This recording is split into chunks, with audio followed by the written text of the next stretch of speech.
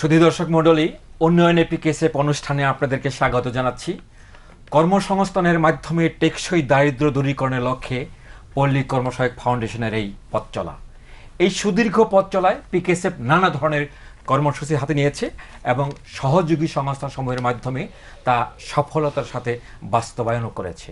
আজ আমরা আলোচনা করব পিকেএসএফের সহযোগিতায় কিভাবে যশোরে বাস ট্রাকের বডি তৈরি কারখানা গড়ে উঠেছে সেই সম্পর্কে। আর এই আলোচনায় স্টুডিওতে আমাদের সাথে উপস্থিত রয়েছেন পিকেএসএফের সহযোগী সংস্থা উদ্দীপনের নির্বাহী পরিচালক জনাব এমরানুল হক চৌধুরী, এবং আমাদের সাথে আরও রয়েছে জাগরণী চক্র ফাউন্ডেশনের পরিচালক জনাব ওয়াহিদুজ্জামান। আপনাদেরকে স্বাগত জানাচ্ছি। ধন্যবাদ। সুধী মণ্ডলী, কর্মসংস্থান সৃষ্টির লক্ষ্যে নতুন নতুন ধারণাকে পৃষ্ঠপোষকতা দিয়ে টেকসই দারিদ্র্য বিমোচনের লক্ষ্যে 2001 সালে পিকেএসএফ একটি কর্মসূচি হাতে নেয়, যার নাম হল ক্ষুদ্র উদ্যোগ ঋণ কার্যক্রম। এই কার্যক্রমের আওতায় পিকেএসএফ সহযোগী সংস্থার আর্থিক সহায়তায় মাধ্যমে যশোরে বাস, ট্রাক ও কাভার্ড ভ্যানের পূর্ণাঙ্গ কারখানা গড়ে উঠেছে। যশোরের অঞ্চলে সৃষ্টি হয়েছে অনেকেরই কর্মসংস্থান, যার ফলে অনেকে এখন স্বাবলম্বী হয়ে সচ্ছল জীবনযাপন করছেন। দর্শক মণ্ডলী, চলুন তাদের সফলতার কথা একটি প্রামাণ্য চিত্রের মাধ্যমে জেনে আসি।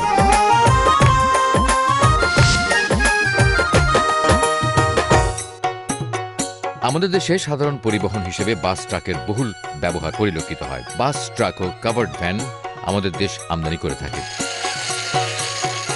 আমদানির সময় এসব যানবাহনের শুধু চেসিস আমদানি হয়ে থাকে। এইসবের বডি এদেশেই তৈরি করে নিতে হয়। পূর্বে বডি তৈরি কারখানা শুধু ঢাকাতে থাকলেও এখন ঢাকার বাইরেও বডি তৈরি কারখানা গড়ে উঠেছে। এমনই বাস, ট্রাক ও কাভার্ড ভ্যানের পূর্ণাঙ্গ কারখানা গড়ে উঠেছে যশোর শহরের বকচর ঢাকা রোডে। এখানে বেশ কয়েকটি কারখানা রয়েছে। একসময় ছোট ওয়ার্কশপে আজ পূর্ণাঙ্গ বডি তৈরি হচ্ছে। তাদের বডি তৈরির কারখানা গড়ে তুলতে পিকেএসএফ তাদের সহযোগী সংস্থার মাধ্যমে কারিগরি ও আর্থিক সহায়তা প্রদান করে আসছে। পিকেএসএফের সহযোগী সংস্থার আর্থিক সহায়তা নিয়ে মোহাম্মদ বাবুল হোসেন বাবু বকচর ঢাকা রোডে গড়ে তুলেছেন Bangladesh motor body welding workshop. এর আগে আমার এই ওয়ার্কশপটা অনেক ছোট ছিল। ছোট থেকে বড় করার জন্য জাগরণী চক্র থেকে আমি প্রথম 1 লক্ষ টাকা লোন নিই। ওই টাকা শোধ করার পরে নিই 2 লক্ষ টাকা। ওই 2 লক্ষ টাকা শোধ হয়ে যাওয়ার পরে এই কিছুদিন আগে 3 লক্ষ টাকা নিয়েছি আবার, এবং আমার এই ব্যবসাটা অনেক বড় হয়েছে তাদের এই অর্থ পাওয়াতে। আমার এখানে প্রায় 30 জনের মতো স্টাফ কাজ করে। প্রায় 1 থেকে 1.5 লক্ষ টাকা বেতন যায় মাসে। জাগরণী চক্র থেকে আমি লোন নিয়ে তাদের লোন শোধ করে আমার পুরো বছরের আয় ব্যয় হিসেব করে দেখা যাচ্ছে প্রতি বছর আমার 50,000 60,000 টাকা আমার থাকে। তিনি 15 বছর আগে ছোট্ট একটি ওয়ার্কশপ দিয়ে ব্যবসা শুরু করেন। 3 বছর আগে পিকেএসএফ সহযোগী সংস্থা থেকে প্রশিক্ষণ ও আর্থিক সহায়তা নিয়ে বডি তৈরির পূর্ণাঙ্গ কারখানা গড়ে তোলেন। তার কারখানায় একটি বাসের বডি, ডেন্টিং, পেইন্টিং, সিট বসানো সহ সকল কাজ করা হয় এবং অনুরূপভাবে ট্রাকের বডিও তৈরি করা হয়। তেলের লরি ও কাভার্ড ভ্যানের বডিও সুনিপুণভাবে তৈরি করা হয়। তার কারখানায় তৈরি বডি মানসম্পন্ন হওয়ায় যশোর সহ আশেপাশের জেলার বডি তৈরির কাজ তার কারখানাতেই হচ্ছে। এখানে প্রায় 30 জন কর্মী সার্বক্ষণিক কাজ করে জীবিকা নির্বাহ করছে। আমি এখানে বডি মিস্ত্রি কাজ করি, 9,000 টাকা বেতন পাই। 2টো পোলা মেয়ে স্কুলে পড়াই, আর এতে আমার আল্লাহর মতো ভালোই চলে। আমি এখানকার হেড মিস্ত্রি, আমি 15,000 টাকা বেতন পাই। গ্যারেজে এই কাজের বয়স অনেক দিনের। কোথাও যদি আমি কোনো সহযোগিতা পাইতাম তাহলে আমি একটা গ্যারেজ করতাম। তার কারখানা ছাড়াও বকচরে পিকেএসএফ সহযোগী সংস্থার সহায়তা নিয়ে আরও বেশ কয়েকটি কারখানা গড়ে উঠেছে। এসব কারখানায় প্রশিক্ষিত কর্মীর চাহিদা রয়েছে। ছোটবেলার থেকে কাজ শিখছি, তা এখন বর্তমানে আমার বেতন আল্লাহর রহমতে 14,000 টাকা স্যালারি দিচ্ছে মাহাজনে। তা যাই হোক, আমি খুব সুখী আছি বিয়ে শাদী করে বউ বাচ্চা নিয়ে। এই চাহিদা মেটাতে পিকেএসএফ ভ্যালু চেইন উন্নয়নের আওতায় 50 জন কর্মীকে প্রশিক্ষণ প্রদান করেছে। প্রশিক্ষণ শেষে তাদের আধুনিক যন্ত্রপাতি সরবরাহ ও এইসব কারখানায় ইন্টার্নি করার ব্যবস্থা করেছে। ইন্টার্নিরত অবস্থায় পিকেএসএফ কর্মীদের আর্থিক সহায়তা করেছে। বর্তমানে এরা এইসব কারখানায় কাজ করে দক্ষতা অর্জন করছে। খাওয়া খরচ হয় না, তাই একটা জাগরণী কোম্পানির থেকে আমার এই মাসে 2,000 টাকা দিত 6 মাস। তাই যেহেতু এখন অন্য একটা গ্যারেজে কাজ করি, 6 মাস কাজ শেখার পরে আমার এখন 3,000 টাকা দেয়, তাতে আমি ভালো আছি। পিকেএসএফ তাদের সহযোগী সংস্থার মাধ্যমে বাস, ট্রাক ও কাভার্ড ভ্যান তৈরি খাতে সহায়তা করে এই শিল্প বিকাশে যেমন অবদান রাখছে, ঠিক তেমনি ভ্যালু চেইন উন্নয়নের আওতায় বেকারদের প্রশিক্ষণ প্রদান করে দক্ষ কর্মী হিসেবে গড়ে তুলে দেশের অর্থনৈতিক উন্নয়নেও অবদান রেখে চলেছে।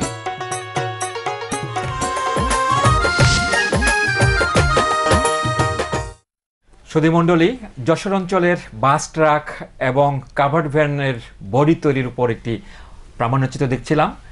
এবার আলোচনার পালা। আলোচনার প্রথমেই ওয়াহিদুজ্জামান, যে এই যে প্রামাণ্যচিত্রটি দেখলাম, এর কোনো ইতিহাস রয়েছে কিনা, অর্থাৎ এই লোকগুলো তারা আগে কি করতেন? মূলত স্বাধীনের পূর্ব থেকেই শুরু হয়।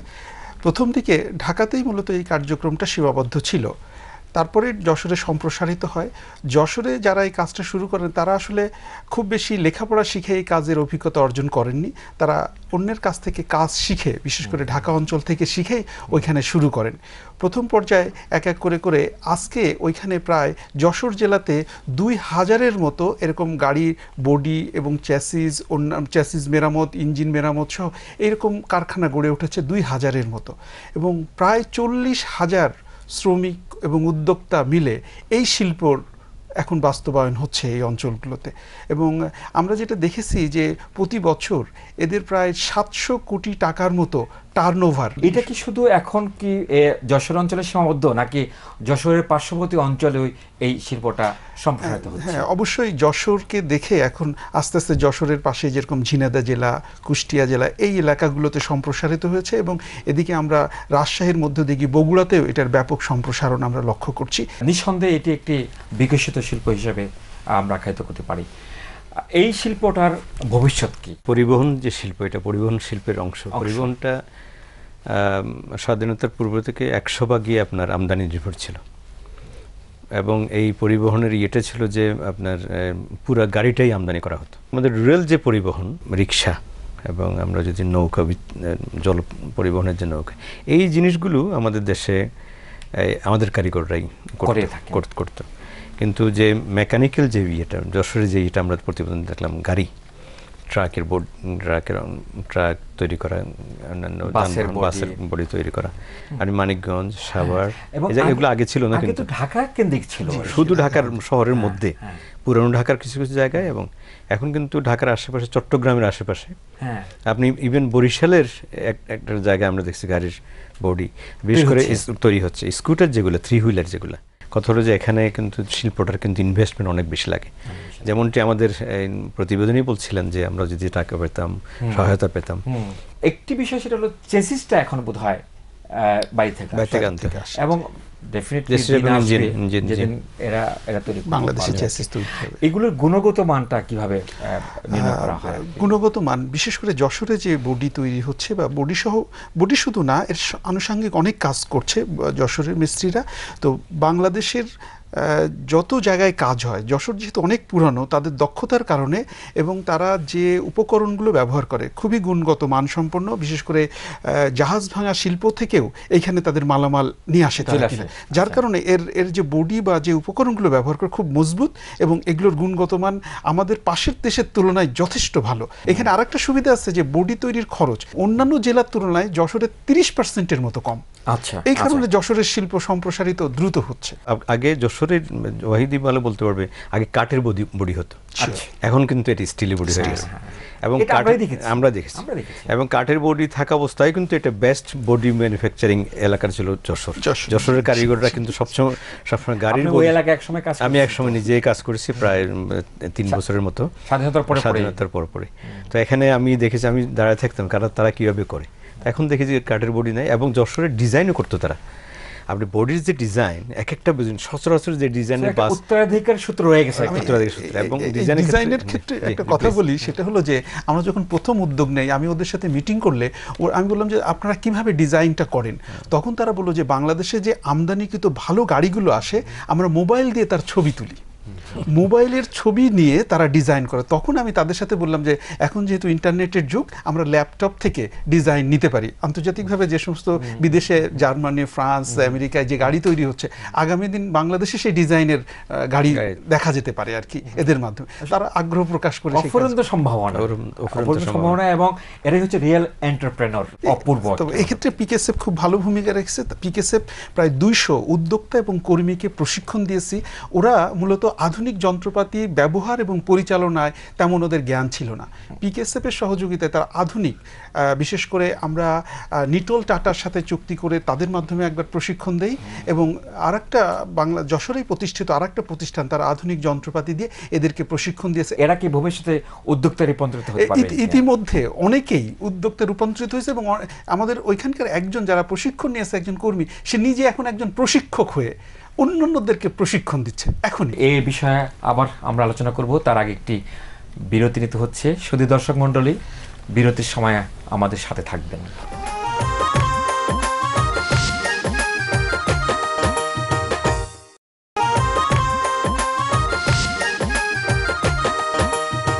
শুধু দর্শক মণ্ডলী, বিরতির সময় আমাদের সাথে থাকার জন্য ধন্যবাদ।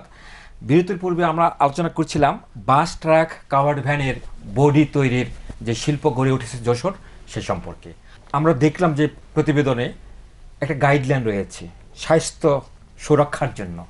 এই সম্পর্কে যে এই কাজটা কতটুকু প্রথমত স্বাস্থ্যসম্মত, এনভায়রনমেন্ট ফ্রেন্ডলি। আমরা পিকেএসএফ এর সহযোগিতায় এখানে যে ভ্যালু চেইন কার্যক্রম শুরু করি, তার মাধ্যমেই মূলত আমরা স্বাস্থ্য সচেতন করার জন্য তাদের প্রত্যেকের সাথে ওয়ার্কশপ করি, এবং স্বাস্থ্য সচেতনতার জন্য কি কি করণীয় তাদের, সে ব্যাপারে তাদেরকে অবহিত করি। এবং আমাদের সহকর্মীরা ওইখানে যে তাদের যে স্বাস্থ্য সচেতন করার জন্য যে সুনির্দিষ্ট কাজ করা দরকার, সেটা হাতে কলমে তাদেরকে করিয়ে দেন।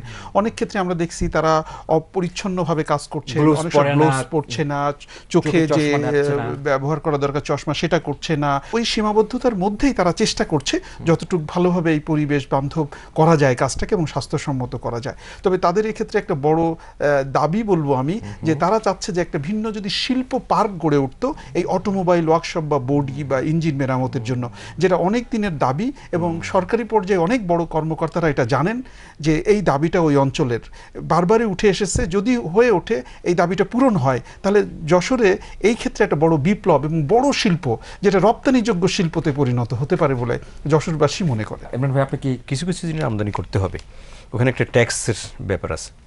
এই জায়গাগুলোতে যে শিল্পগুলো, যে বিষয়গুলো সেসিসটা নিয়ে আসলাম, এখানে যদি বডিটা হয়, ওই জায়গায় কিছুটা ছাড় দেওয়া আছে অবশ্য, আরও ছাড় যদি দেওয়া হয়, তাইলে ট্যাক্সের ক্ষেত্রে যে চেসিস পূর্ণাঙ্গ গাড়ির আনলে যে ট্যাক্স, তার থেকে কিন্তু বডি এনে পার্টস এনে এখানে জড়ো করলে ট্যাক্স একটু কম হয়। কিন্তু এই জায়গাটা আরও একটু ছাড় দেওয়ার দরকার আছে যদি শিল্পটাকে বিকশিত করতে হয়। এখন যদি সুনির্দিষ্ট পলিসির আওতায়, তার কারণ হলো যে শিল্পটা বিকশিত হলে কর্মসংস্থান হবে, দেশের উন্নয়ন হবে। এখন যদি ট্যাক্স আদায় করার জন্য ওই শিল্প ওইটাকে ওইভাবে তাহলে এটা সংকুচিত হয়ে যায়, সম্প্রসারিত হবে। তার মানে সরকারের তরফ থেকে যেমনটি বলা হলো যে একটা যদি আলাদা জায়গা করে শিল্প অঞ্চল ঘোষণা করে, ওখানে ট্যাক্স রেবিট দেওয়া, একটা সুনির্দিষ্ট পরিমাণ সময় পর্যন্ত দেওয়া যেতে পারে। এই জিনিসগুলো করে এটা এক্সপোর্ট করা যায়, সেই বাজারটা খোঁজা। এবং এমন হতে পারে যেটা বললো যে ভারতীয় গাড়ি সেসিস এখানে এসে আবার ভারতেই চলে যাবে, অথবা এখানেও আমাদের ইউজ হতে পারে। যেটা বললো যে 40% আপনার এটা কস্ট কম লাগে। তো এই জায়গাগুলোতে এক্সপ্লোর করতে চাইলে আমাদেরকে, আমার মনে হয়, এই একটা হলো যে ট্যাক্সের যে ব্যাপারটা, এটা একটা, আর একটা হলো ম্যান পাওয়ার যে ডেভেলপ করা, এখানের জন্য কারিগরি প্রতিষ্ঠান দরকার। আসলে এই জায়গাগুলো আমাদের অনেক অ্যাড্রেস করা দরকার আছে। সুনির্দিষ্টভাবে যদি বলি, পিকেএসএফ এর কাছে প্রত্যাশাটা কি? আচ্ছা, এই শিল্প বিকাশ বাজারটা স্টাডি করে, একটা স্টাডি হওয়া দরকার। বাজার মার্কেট আমরা যেটা সচরাচর চোখে দেখি, এটা অনেক বাজার, কিন্তু বিদেশের অনেক বাজার কিন্তু সস্তা দামে স্বল্প ইয়েতে গাড়ি পৌঁছে দিচ্ছে এখানে। কিন্তু আমরা যদি ভিতরের বাজারটা বিদেশের সঙ্গে কিভাবে কম্পিটিশন করব, আমাদের বডি তৈরিতে আমাদের অনেক খরচ কম, এখন পূর্ণাঙ্গ একটা কোয়ালিটেটিভ গাড়ি মানুষকে অ্যাট্রাক্ট করতে পারে। পিকেএসএফ প্রতিষ্ঠা হয়েছে, সেটাও প্রায় 25 বছর হয়ে গেল। এই যে জায়গাগুলো যেখানে আমাদের অফুরন্ত কাজ করার সুযোগ রয়েছে আর কি, এই কাজগুলোকে সুনির্দিষ্টভাবে চিহ্নিত করে আমরা এই সমাধানগুলোকে পাচ্ছি না কেন? এখনো আমরা দক্ষ জনশক্তি তৈরি করতে পারছি না। খুব কম সংখ্যক দক্ষ জনশক্তি তৈরি হচ্ছে, এবং তৈরি হওয়ার জন্য যে সুযোগ দেওয়া দরকার ওই মানুষগুলোকে, কারণ অধিকাংশ মানুষ তার নিজের প্রয়োজনে যে কোনো কাজের সাথে যুক্ত আছে, তাকে ওই কাজ থেকে সরিয়ে এনে দক্ষতা বৃদ্ধির জন্য একটা ভিন্ন কাজের সময় দিতে হবে। তাকে আগে বোঝাতে হবে, অথবা তার সেই কনফিডেন্সটা বাড়াতে হবে যে সে যে কাজটা করছে তার চাইতে বেশি এফেক্টিভ দেওয়ার একটা মানে একটা আয় উপার্জন করার সুযোগ সৃষ্টি হবে যদি সেই এই কাজটা করে। জসিম ভাই, আমার এখানে একটু হলো যে আমাদের যে আপনার এডুকেশন পলিসি, আমরা MA পাস লোক চাই, BE পাস লোক চাই, কি হবে BE পাস দিয়ে, এবং কি জানে সেটা চাই না। এটা দৃষ্টিভঙ্গির ব্যাপার ছিল। আমাদের টোটাল বাজেটে দেখবেন যে আপনার দৃষ্টিভঙ্গির ব্যাপারটা আমাদের বাজেটে প্রতিফলিত হয়। আপনার অর্গানাইজেশনের বাজেটে আমরা এই জায়গাগুলোতে কিন্তু এখনো যাই নাই, কিন্তু দেশ তৈরি, কিন্তু জনগণ তৈরি, আপনার স্থানগুলো আছে, চিহ্নিত করা আছে, এবং প্রচুর সুযোগ রয়েছে এগুলো নিয়ে কাজ করে এগিয়ে নিয়ে যাওয়ার জন্য। সেই জন্য আমি বলছি যে প্রশিক্ষণ কেন্দ্র তৈরি করা দরকার। এখানে আমাদের PKSF সহযোগিতা করতে পারে প্রশিক্ষণ কেন্দ্রের জন্য। আমরা কেন পারবো না পার্টস তৈরি করতে, বডির সাথে অন্যান্য ইঞ্জিনের পার্টস কেন তৈরি করতে? দেশ করছে, চীন করছে, এবং কেন পারবো না? আমাদের এই যশোরের লোকজনই পারবে, এরা অনেক দিন আগে থেকেই পারছে। আমার মনে হয় এখানে আমরা যারা সরকারের একটা বড় উদ্যোগ দরকার, ছাড় দেওয়ার ব্যাপার আছে, সহযোগিতা দেওয়ার, পৃষ্ঠপোষকতার দরকার আছে। মানে আমি যেটা ওইখানে দেখছি যে ওরা খুব হাত মেপে, একটা কাঠি মেপে বডি তৈরি করে ফেলে, তারা কিন্তু অনেক সময় যে আধুনিক যে মাপ সেটাও ব্যবহার করছে না। আমাদের দেশের যেটা আমাদের হলো, আমরাই আমাদের দোষটা নেওয়া দরকার, আমরা ওদিকে ফোকাস করছি না। কিন্তু আমরা যদি এখনো বলি এডুকেশন তো দরকার আছে, ফর্মাল এডুকেশন, এটার সঙ্গে কারিগরির প্রশিক্ষণের বিকল্প কিছু বাংলাদেশের উন্নয়নের জন্য আর নাই। প্রশিক্ষণ শিক্ষা যদি দিতে হয় সেটা কারিগরি প্রশিক্ষণের মাধ্যমে শেষ করতে হবে, এবং এটা 100% না হলে 90% অফ শিক্ষার্থী যাওয়া উচিত কারিগরি প্রশিক্ষণ। ওয়াহিদ, আপনি কি তাই? হ্যাঁ, আমি বলবো যে এক্ষেত্রে আমাদের PKSF এর মতো আরও কিছু প্রতিষ্ঠানকে এগিয়ে আসা উচিত, এবং সরকারের পৃষ্ঠপোষকতা দরকার। কারণ একজন উদ্যোক্তা সৃষ্টি হওয়ার পরে তাকে যদি সবাই সহযোগিতা না করে, তাহলে কিন্তু উদ্যোগ আবার নষ্ট হয়। সেক্ষেত্রে তার পুঁজির দরকার হয়, তার আধুনিক প্রযুক্তির দরকার হয়, তার মার্কেটিংয়ের প্রয়োজন হয়। অনেক সময় শুরুতেই এই দক্ষতা, যোগ্যতা এবং সামর্থ্য কিন্তু উদ্যোক্তার থাকে না। এতক্ষণ আমরা সব ভালো দিকগুলো আলোচনা করলাম, যদি সর্বশেষ আমি আপনাদের কাছে জানতে চাই যে এখানে এই শিল্পে ঝুঁকিগুলি কি? আমরা অনেক সময় মার্কেটের সার্বিক অবস্থা না বুঝে উদ্যোক্তাকে ঋণ অনেক সময় দিচ্ছি, সেক্ষেত্রে সে তার ঋণ পরিশোধে অনেক সময় এটা কি ঘটেছে দুই এক জায়গায় এটা ঘটেছে। আরেকবার এটা কি মার্কেটের জন্য, মার্কেট ফেলিওরের জন্য, মার্কেট ফেলিওর, তার সে অনেক সময় দক্ষ কর্মী পাচ্ছে না, তার কোনো কথা ওটা বাজারে বিক্রি, যে অর্ডারটা প্লেস করেছে সে নিচ্ছে না, সেটা নিচ্ছে না। এই সমস্ত জায়গায় দক্ষ কর্মী তৈরি কম হচ্ছে বিধায় এই সব জায়গাগুলো হচ্ছে, এবং উদ্যোক্তা এককভাবে তার উপরে নির্ভরশীল হয়ে ওই প্রতিষ্ঠানটা চলছে। সে যদি কোনো কারণে একটু ক্ষতিগ্রস্ত হয়, তাহলে তার উদ্যোগ নষ্ট হয়ে গেল কোনো কারণে। এই কারণে তার সহকারী বা তার সাথে দক্ষ কর্মী গড়ে উঠছে না, এবং এই সেক্টরে দক্ষ কর্মীর খুবই অভাব। কারণ যেহেতু একটু বেশি সময় দিয়ে দক্ষতা অর্জন করতে হয় এই কাজ করতে, যে সেই জন্য যদি যে আলোচনাগুলো আসলো যে আমরা যদি ট্রেনিং সেন্টার বা এরকম উদ্যোগের মাধ্যমে আমরা দক্ষ নিরসন করা সম্ভব, মানে ঝুঁকি যেটা আমরা আইডেন্টিফাই করছি সেটা ঝুঁকি না থাকবে না। আমার কথা এটা, সম্ভাবনাটাই বেশি। আরেকটা ঝুঁকি থেকে যাচ্ছে, যেহেতু আমি বলেছি যে সরকারি জায়গায় রাস্তার পাশে এদের কারখানাগুলো, যে কোনো সময় সরকার তার রাস্তা সম্প্রসারণ করলে ওই জায়গা থেকে তাকে উঠে যেতে হচ্ছে। এই জন্য যদি একটা ভিন্ন শিল্প পার্ক বা ভিন্ন অঞ্চল গড়ে উঠতো, বেসিক বা এরকম যেন এক্সপোর্ট ইম্পোর্ট যে অঞ্চলগুলো এরকম আছে আমাদের, এইরকম যদি গড়ে উঠতো, তাহলে এই শিল্প দ্রুত সম্প্রসারিত হতো এবং এটা লাভজনক শিল্প। বায়ার যারা আছে তারাও ওখানে জানতে পারতো যে ওই জায়গাটা ওখানে হচ্ছে। একটা জিনিস এখানে আমরা এটাকে একবার ক্ষুদ্র শিল্প বলা যাবে না, এটা ক্ষুদ্র মাঝারির মাঝামাঝি একটা শিল্প। এখানে ইনভেস্টমেন্টটা আমরা ইকোনমি স্কেল যেটা বলি, কয়টা বডি এই কারখানায় তৈরি করলে, কতজন লোক খাটালে কত টাকার ইনকাম। যেমন আমাদের এক প্রতিবেদনে একজন বললেন যে আমি 50,000 টাকা পর্যন্ত বছরের শেষে উদ্বৃত্ত হয়। তো এইটা কিন্তু খুব সাস্টেনেবল একটা অ্যামাউন্ট না, যে কোনো সময় 50,000 টাকা যে কোনো সময়, কারণ যে সে কিন্তু 14,000 টাকার একটা লোক নিয়োগ করেছে, 15,000 টাকার লোক নিয়োগ করেছে, সেই জায়গায় বছরের শেষে 50,000 টাকা লাভ, এটাই না। সেজন্য একটা মাত্রায় নিজে চাইলে ওখানে ইনভেস্টমেন্ট দরকার। এখন আমরা যারা ইনভেস্ট করব তাদের জন্য ঝুঁকি, যেটা ওয়াহিদ বললেন যে কত টাকা ইনভেস্ট করলে আমার টাকাটা আমি সেফলি টাইমলি ফেরত পাবো, এই জায়গাটা আছে। তাছাড়া আপনারা যে জিনিসটা হচ্ছে টাকাটা দেওয়ার সময় তো কোনো মানে এটা কোনো বন্ধকি না, কোনো এই জায়গাটাই হচ্ছে সবচেয়ে বড় আপনাদের সাহসী। আমরা যেটা করি, আমরা তাদের সাথে লেগে থাকি। ওই যে কনফিডেন্সের যে জায়গাটা আমরা কিন্তু কন্ট্রিবিউট করি তাকে, জি। তোমরা যেন কনফিডেন্ট থাকো, শুধু টাকা দেন না, টাকা শুধু না, টাকা না, টাকা না। এবং এই যে মাইক্রো ফাইন্যান্স ইনস্টিটিউশনগুলো যে সেবাটা অফার করে জি। সেটা শুধু টাকার মধ্যে সীমাবদ্ধ না। না না না, কোনোদিন না। এবং অনেক সময় শুধু প্রশিক্ষণ বা ইয়ের সাথে না, সে যদি ঝুঁকিতে পড়ে তখন আমরা তাকে সহায়তার জন্য পাশে দাঁড়াই। অনেক ধন্যবাদ আপনাদেরকে ইমরান ভাই, ওয়াহিদ, এই সমৃদ্ধ আলোচনায় অংশগ্রহণ করার জন্য। ভবিষ্যতে এই শিল্প সম্পর্কে আমরা আরও আলোচনা করব। ধন্যবাদ। সুধী দর্শক মণ্ডলী, পিকেএসএফ সমাজের পিছিয়ে পড়া জনগোষ্ঠীকে বিভিন্ন সহায়তা প্রদান করে একটি মানব মর্যাদা সম্পন্ন সমাজ গঠনের লক্ষ্যে নিরলসভাবে কাজ করে যাচ্ছে। সহযোগী সংস্থার মাধ্যমে পিকেএসএফ উদ্ভাবনীমূলক বিভিন্ন ক্ষেত্রে অগ্রণী ভূমিকা রেখে চলেছে, যার ফলে একদিকে দূর হচ্ছে দারিদ্র্য, অন্যদিকে ত্বরান্বিত হচ্ছে অর্থনৈতিক উন্নয়ন। পিকেএসএফ এই ধরনের কর্মসূচি দেশের অন্যান্য অঞ্চলে সম্প্রসারিত হবে সে প্রত্যাশায় আজকের অনুষ্ঠান শেষ করছি। আগামী অনুষ্ঠান দেখার আমন্ত্রণ রইল।